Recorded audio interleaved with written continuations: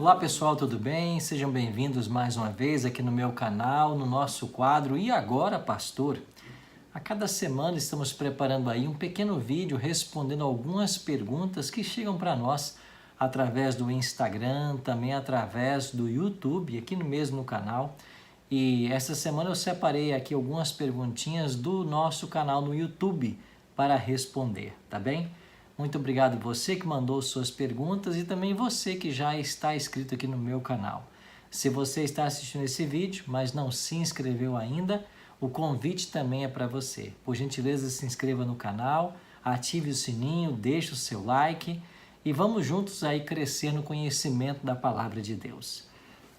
Eu recebi aqui várias perguntas, tanto no Instagram quanto no YouTube, e quero responder algumas delas. A primeira pergunta que chegou é de Eric dos Santos. E Eric dos Santos pergunta assim: Oi, pastor, pode me responder por que a Igreja Adventista diz que todas as denominações serão salvas, mas depois diz que no final dos tempos só quem tem o selo de Deus será salvo?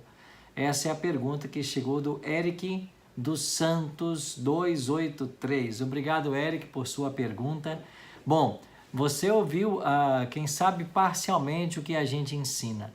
O que nós ensinamos não é que todas as igrejas serão salvas, né? Porque a gente não pode ser simplório em afirmar que todos os membros de uma igreja serão salvas. Nós sabemos que dentro de qualquer igreja você vai ter o trigo e vai ter o joio, como o próprio Cristo ensinou. Você vai ter as virgens nécias e as virgens prudentes, como Jesus ensinou. Você vai ter as ovelhas e os cabritos, como Jesus ensinou.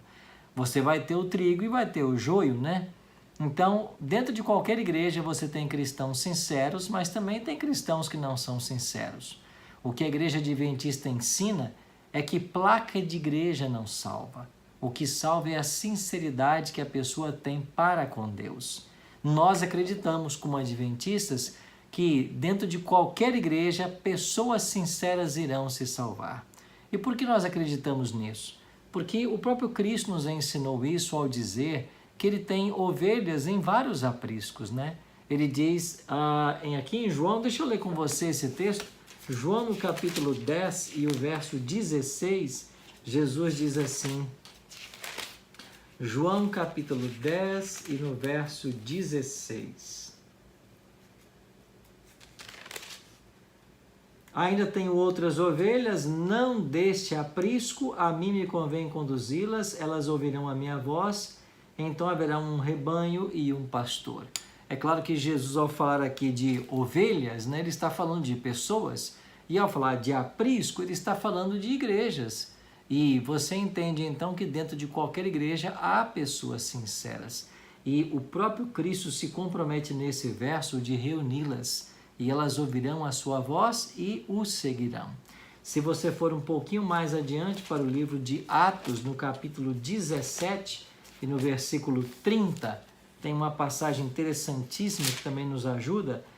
Atos 17, 30 nos diz assim: Ora, não levou Deus em conta os tempos da ignorância, agora, porém, notifica aos homens em toda parte que se arrependam.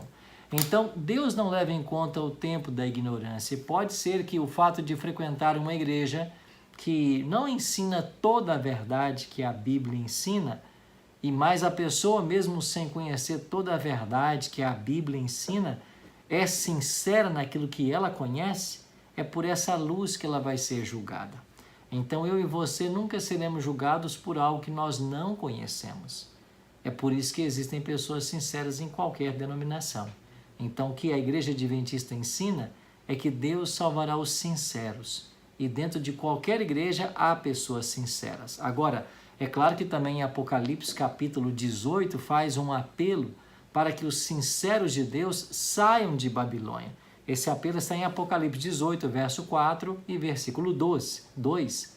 Então, Deus tem um povo sincero naquilo que o Apocalipse chama de Babilônia. E Babilônia tem a ver com a confusão religiosa que nós vivenciamos em nossos dias. E quando nós vamos, então, para Apocalipse capítulo 7, a gente descobre de que Deus está colocando o seu selo sobre os obedientes. Então, o selo de Deus é aplicado quando a pessoa entrega a sua vida a Cristo e é leal à sua lei, aos seus preceitos. É por isso que a gente também ensina de que finalmente todos aqueles que receberem o selo de Deus serão salvos e aqueles que receberem o selo da besta, que está em Apocalipse 13, eles serão condenados. Tá bem? Muito obrigado, Eric dos Santos 283, pela sua pergunta, tá bom? Vamos a uma próxima. Agora a pergunta que chega é de Ferreira Soares. Ele diz assim: boa noite, pastor. Você pode me ajudar a entender melhor Apocalipse 14, verso 4? Apocalipse 14, verso 4. Deixa eu abrir a minha Bíblia aqui. Em Apocalipse 14, verso 4, e o texto diz assim: são esses os que não se macularam com mulheres, porque são castos. São eles os seguidores do Cordeiro por onde quer que vá. São os que foram redimidos dentre os homens, primícias para Deus e para o Cordeiro. Então aqui o Ferreira Soares pede ajuda para entender melhor Apocalipse 14, verso 4. Bom, você ao ler Apocalipse 14, versos 1 a 5, você vai descobrir que aqui está falando sobre um grupo especial no Apocalipse chamado de os 144 mil selados. Esse grupo, os 144 mil, eles aparecem apenas em dois lugares da Bíblia, em Apocalipse 7 e em Apocalipse 14. Em Apocalipse 7, um anjo ordena a outros anjos que estão segurando os ventos de que não soltem os ventos, ou seja, não permitam as guerras, que as guerras acabem com o nosso planeta até que o povo de Deus seja selado. E depois João vê que foram selados 144 mil. Nós entendemos de que esse número é um número simbólico, ele representa todos os fiéis do tempo do fim que receberão o selamento final. Agora, aqui no versículo 4 do capítulo 14, diz que eles não se contaminaram com mulheres porque são castos. Aqui a expressão pode ser usada também, são virgens. A ideia é de que essas pessoas não se contaminaram com igrejas, com falsas doutrinas, com o vinho de Babilônia. Por quê? Porque em Efésios capítulo 5, verso 23, você tem ali uma associação, sendo Cristo comparado cabeça da igreja, assim como o homem é o cabeça da mulher.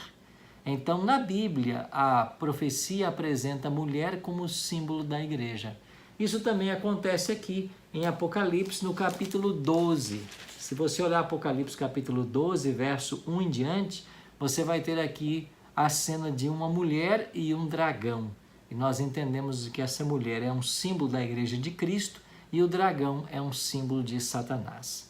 Então, os 144 mil, quando o Apocalipse 14, 4 diz que eles são castos, são virgens, porque não se contaminaram com mulheres, quer dizer que eles, uma vez conhecendo a verdade de Deus, eles não abandonaram essa verdade pelos erros pregados em muitas igrejas. E existem, de fato, muitos ensinos que não são bíblicos. Muitos ensinos que se ensinam por aí sem qualquer a base bíblica para ensiná-los. Então, quem se deixa contaminar por esses ensinos, mesmo conhecendo a verdade, ele se contamina e ele, entre aspas, deixa de ser casto em termos espirituais. Mas os 144 mil, eles são castos porque eles não beberam desse vinho de Babilônia, não se contaminaram com essas falsas doutrinas. E é por isso que eles seguirão o Cordeiro por onde quer que o Cordeiro for. Eles serão uma comitiva especial que estará ao lado de Cristo em todos os momentos para acompanhá-lo. E aqui também deixa claro de que eles são primícias para Deus e para o Cordeiro. A palavra primícias quer dizer primeiros frutos, ou seja, são aqueles a quem Deus vai salvar, mas parece-nos que eles terão uma preeminência diferente, um status um pouco diferente.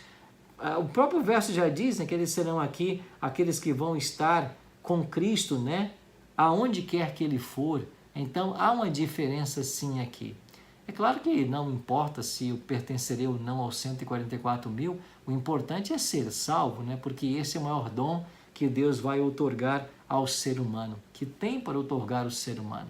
Mas aqui fala assim de um grupo de pessoas que vão ser uma comitiva especial de Cristo, e esse grupo é também chamado de primícias de Deus e para o Cordeiro, tá bem? Muito obrigado, Ferreira Soares, pela sua pergunta. Eu espero ter ajudado a elucidar um pouquinho mais esse texto de Apocalipse 14. A próxima pergunta chega de Daniele Fátima, e ela diz assim: alguém poderia me explicar este versículo? Interrogação. Pois também eu te digo que tu és Pedro, e sob esta pedra edificaria a minha igreja, e as portas do inferno não prevalecerão contra ela.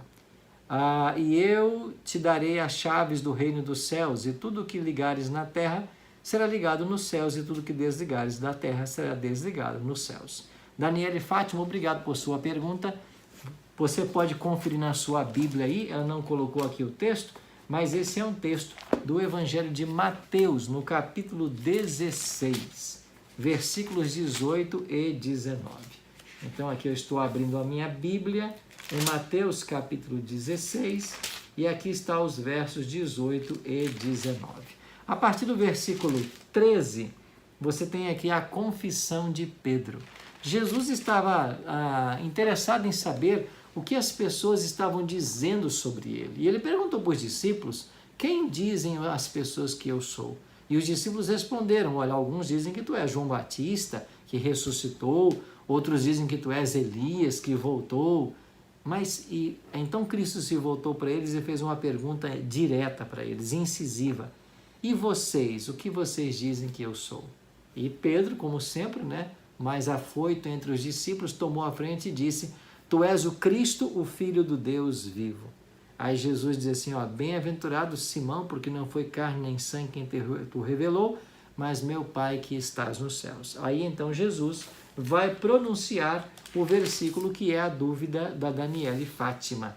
Então Jesus diz assim: também eu te digo que tu és Pedro, e sob esta pedra edificarei a minha igreja, e as portas do inferno não prevalecerão contra ela.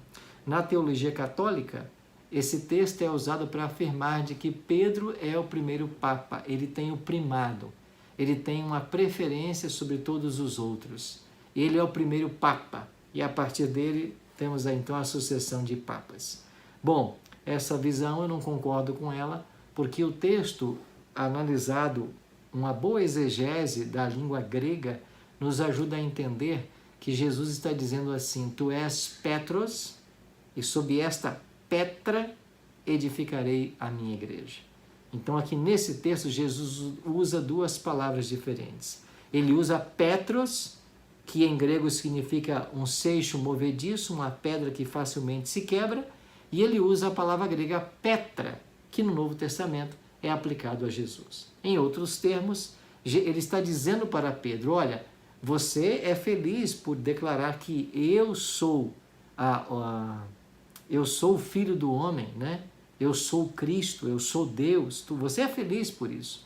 Agora, você é Pedro, mas sobre esta pedra eu edificarei a minha igreja, e as portas do inferno não prevalecerão contra ela. Se nós cremos que Pedro é esta pedra, é o fundamento da igreja, a gente tem problemas. Primeiro porque Pedro, logo em instantes depois desse acontecimento, você tem aqui Pedro falhando ao negar o seu Senhor. Então, as portas do inferno prevaleceram nesse momento quando Pedro nega ao seu Senhor. Mesmo que depois ele tenha se arrependido, é claro, e Deus está sempre disposto a perdoar.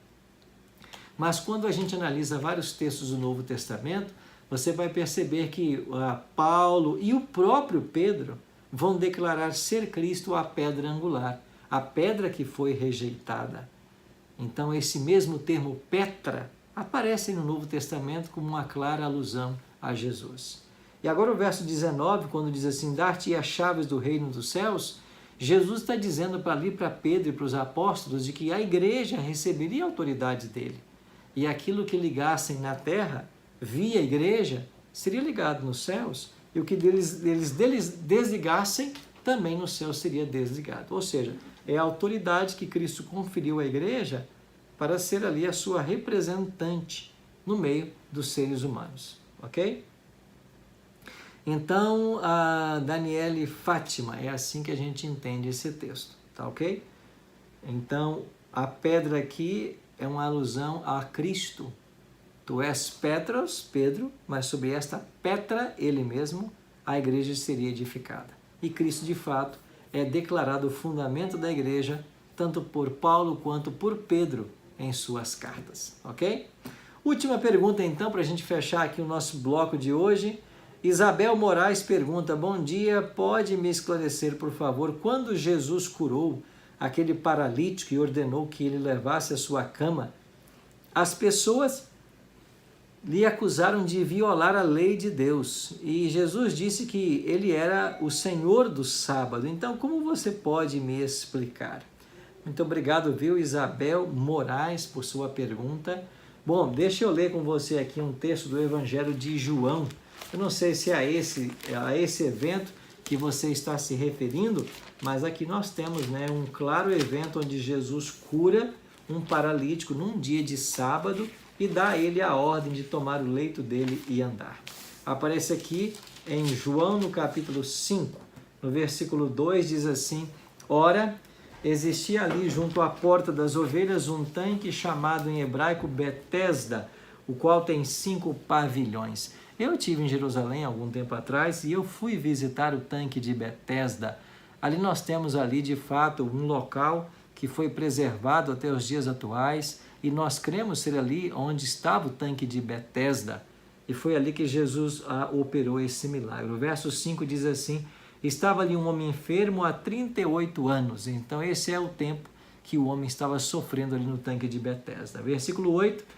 Então Jesus lhe disse: levanta, toma o teu leito e anda. Verso 9, imediatamente o homem se viu curado e tomando o leito, pôs-se a andar, e aquele era dia de sábado. Então o texto é muito claro em afirmar que Jesus foi até o tanque de Betesda, encontrou um homem que ali sofria há 38 anos, ele cura o paralítico e ordena que ele tome o seu leito e anda.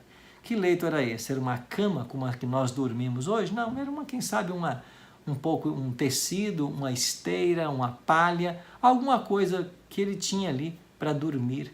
E foi isso que ele tomou e ele andou e foi para casa. Quando Jesus fez essa cura, ele foi muito criticado. E o versículo 16 dizia assim: e os judeus perseguiam Jesus porque fazia estas coisas no sábado. Veja, o sábado é o 4º mandamento da lei de Deus, isso está lá em Levítico, capítulo 20, versos 8 a 11. Então, os judeus acreditavam que Jesus, ao curar alguém, estava violando o mandamento do sábado. Mas que lógica há nisso? Que lógica há em você crer de que porque Jesus está curando alguém, ele está quebrando o 4º mandamento? O 4º mandamento não proíbe você de fazer um milagre, de você curar as pessoas, de fazer o bem, não. O 4º mandamento proíbe você de trabalhar, de cuidar dos teus interesses, dos teus negócios.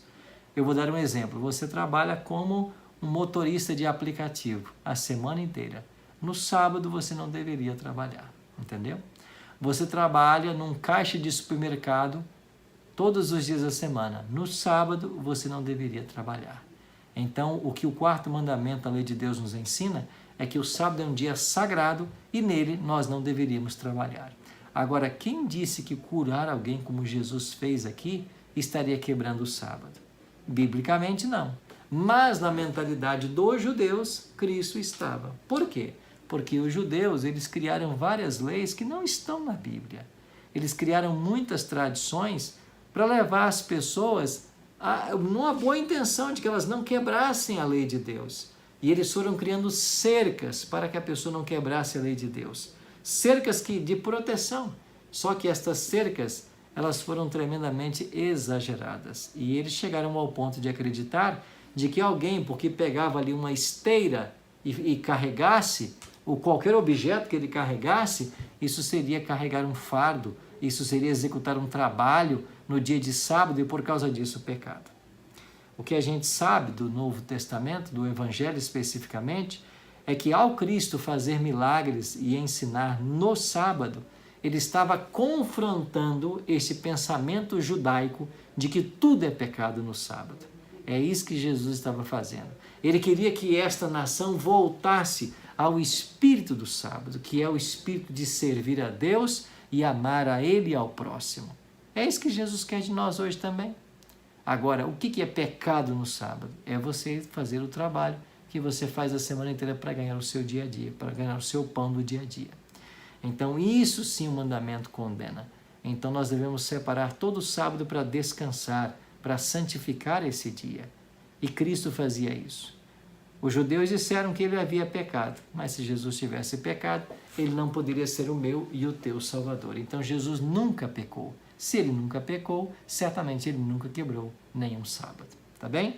Mas o mandamento, Isabel Moraes, está aí claramente para mim e para você. E se você fizer uma busca no Novo Testamento, você vai encontrar pelo menos 8 ocasiões em que Jesus discutiu com os judeus a respeito do sábado. Por quê? Porque Jesus queria que eles entendessem o verdadeiro sentido do sábado, que eles haviam perdido completamente por os seus rituais, suas tradições e o seu formalismo religioso. Tá ok? Obrigado, Isabel, por sua pergunta. Obrigado a você por ter participado comigo nesses pouco mais de 20 minutinhos no quadro de hoje, E Agora, Pastor, e eu volto semana que vem com outras perguntas aqui no canal. Mais uma vez eu deixo o convite para você, se você não é inscrito ainda no meu canal, se inscreva, ative o sininho, deixe o seu like e ajude também a divulgar esse canal para outras pessoas que não conhecem, tá bem?